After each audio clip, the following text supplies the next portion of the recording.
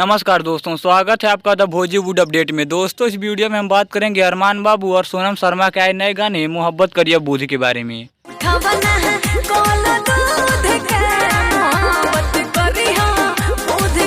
दोस्तों, इस गाने को लिखा है पीके आयरन ने और गाने में अपना म्यूजिक दिया है मनोज बंटी ने। दोस्तों, इस गाने को यूट्यूब पर स्पीड रिकॉर्ड भोजपुरी पर रिलीज कर दिया गया है। आप जाकर इस गाने को सुन सकते हैं।